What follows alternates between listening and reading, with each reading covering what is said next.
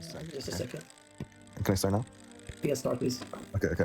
So firstly, what you did is a correlation causation fallacy. Just because, let's say, that verse has a similarity with the Gospel of Thomas, doesn't mean Muhammad got it from the Gospel of Thomas. For example, you have stories similar to Hindu manuscripts. Doesn't mean you got it from Hindu manuscripts. You can't go from X to Y. You have to prove Muhammad got this from the Gnostics. Just because there's a similarity doesn't mean, okay, that's the exact reason where he got it from. You are the one who has to prove he directly got this from the Gnostics. And here's my challenge to you, okay? If Nabi Muhammad sallallahu alaihi wasallam got this from the Gnostics, okay, show me one primary source, okay, or one chain, okay, that goes back to the Prophet or one of his companions saying he has gotten this from the Gnostics.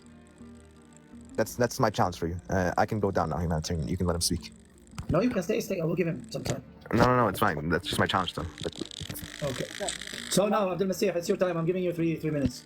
Okay.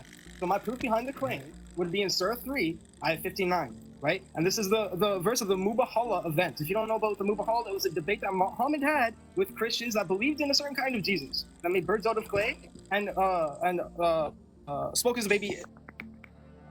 And these were arguments they gave to Muhammad as an argument for the Godhead and the Trinity. And Muhammad would debate with these guys for 2 days, which ended mutually with him invoking a curse upon himself or the Christians or upon himself and his children or the Christians' children, if whoever was telling the truth. But I'm not going into there. This is my proof beyond that claim. It was verbal accounts, because there was no other Christians that believed in such stories. There are only Gnostic Christians that believed in such things, that Jesus Christ spoke as a baby in the cradle and made birds out of clay. The reason behind that claim is because within early church tradition that goes all the way back to the apostles, that trained the apostles, nobody gave rise to these stories. They all would call these things heretical. Jesus Christ's first miracle was done when he was 30 years old. This is within the church tradition narrative. The Gospel of Thomas and the Gospel of James, it said that Jesus Christ made miracles prior to that, and these claims came up around 400 years after the death of Jesus Christ, claimed to be written by apostles. No apostle lived 400 years after the death of Jesus Christ. These stories that Muhammad got were from verbal accounts from these Christians in this debate, and Allah revealed the certain surahs to support Muhammad during this debate. This is the context behind Surah 3, Surah Ali Imran, ayat 59. That's why we're Muslims, because just like what you said, Right. Okay. Muhammad got the real story. Okay, Muhammad got the real story. Response to what Abdul Masih said. Humanitarian, making my showtime. Check this out. Muhammad already knew everything. A book of falsehood could have a bit of truth in it, okay? A lie could have a truth in it, okay? So you have to prove to me that Muhammad directly got this, okay, from the Gnostics. I'll make it easier. Go on Google, find any hadith, weak, sahih, doesn't matter. A hadith written on a wall. Somebody answer my question. Does anybody here know who Muhammad bin Ishaq bin Yasar and his famous surah, the delegations of the Christians from Najran, came to the messenger? Yeah?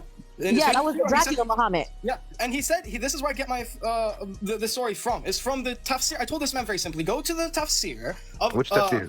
Of Surah 3, ayat 59. I said in the very beginning. Yeah, which tafsir book? There's like hundreds. It was Ibn Kathir. Tell me what Ibn Kathir says. You know, like Ibn Kathir. Even though I can look, I don't accept Ibn Kathir because he's Sunni, but for your sake, is I know for a fact, okay, what you're doing is correlation causation fallacy. So show me where Ibn Kathir says that Muhammad got the birds out of clay story from the Gnostics using Ibn Kathir, because you just brought up his tafsir. So yeah, Ibn Kathir is a joke, bro. This is my main claim. Listen. You're gonna miss it. My main claim is that in the main point in debate in this conversation was, indeed, these are the creeds of the Christians. They claim that Isa is God, since he brought the dead back to life, healed blindness, leprosy, and various illnesses, told about matters of the future, created the shape of birds, and blew in life into them, bringing them into life. However, the miracles occurred by Allah, so that Isa would have a sign through him, and basically yada yada yada. The people, right? I told you before, within the earliest Christian accounts, we all believe that the earliest miracle done by Jesus was when he was 30 years old. These Christians, you know what else they said? They said he spoke as, listen, they also claim that Isa is the son of Allah, since he did not have a father, and he spoke when he was in the cradle, claiming that Isa did a miracle before 30 years old. These are heretical Christians that had nothing to do with the real Jesus, because they made false claims about Jesus. Okay, sure. Look. That wasn't false claims. So the main claim here is that the two verses in the Quran that give rise to the idea that Jesus Christ spoke as a baby in the cradle and made birds out of clay would be the complete annihilation of Islam, in my opinion, because this would really show the truth of Allah and what Allah revealed, because these ayahs were revealed from Allah. So Allah should know the truth of his Messiah, right? So let's go to the first miracles of Jesus Christ according to the Bible, and then we're going to go to what the church fathers said and the early Christian claims of the very first miracle that Jesus Christ did. So it says the miracle in question is And there were set there 6 water pots of stone, after the manner of the purifying of the Jews, containing 2 or 3 foreskins apiece. Jesus saith unto them, Fill the water pots with water. And they filled them up to the brim. He saith unto them, Draw out now, and bear unto the governor of the feast. And they bare it. When the ruler of the feast had tasted the water, that it was made wine, and knew not whence it was, but the servants which drew the water knew, the governor of the feast called the bridegroom, and saith unto him, Every man at the beginning doth set forth good wine. When men have well drunk, then that which is worse. But thou hast kept it, the good wine, until now. This beginning of miracles did Jesus in Cana of Galilee, and manifested forth his glory, and his disciples believed on him. Now this is the very first miracle that Jesus Christ did according to the Bible. Now let's go to the church fathers and what they had to say about the very first miracles that, that they heard Jesus Christ doing. This is Irenaeus of Lyons. He says, in his work against heresies, acknowledges the miracle of turning water into wine as Jesus' first public miracle, aligning with the account given in the Gospel of John. This was his first public miracle. Tertullian said, by the way, that account was brought forth in 130 to 202 AD. Tertullian said 155 to 240 AD. He said in his writings, Tertullian also supports the Gospel of John's account, stating that the turning of water into wine at the wedding of Cana was indeed Jesus' first miracle.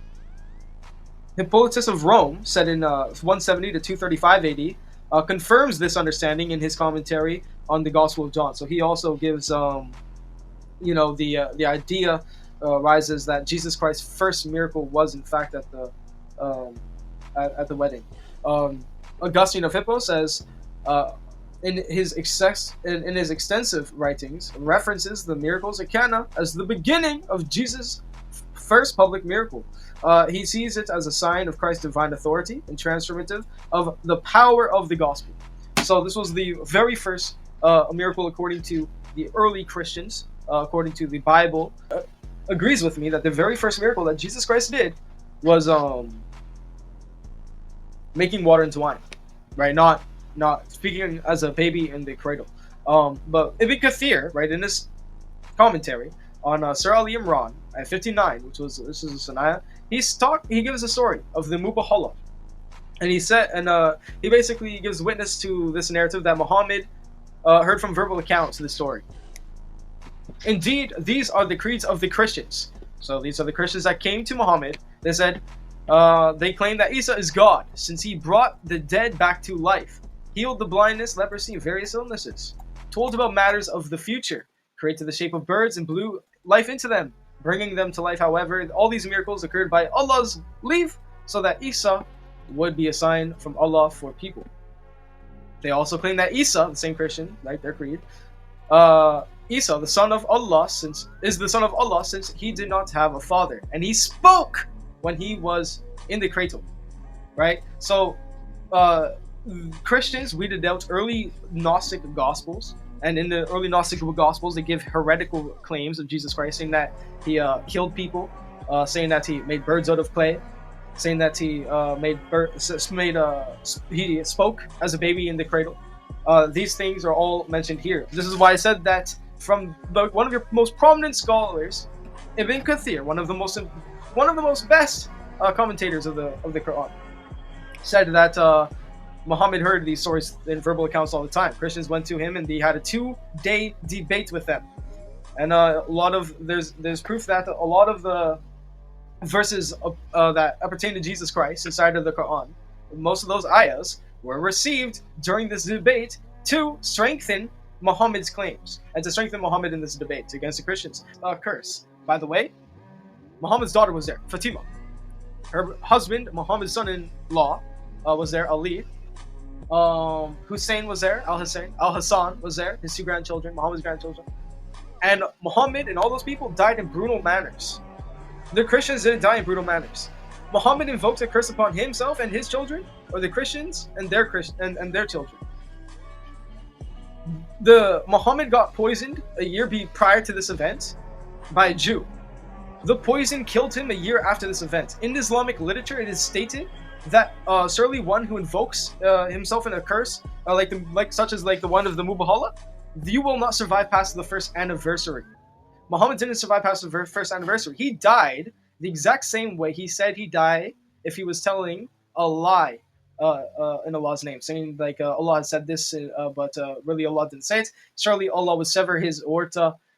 His last words were from Aisha, saying that my aorta is being cut, basically stating that he told lies in Allah's name. The curse was upon him and his children.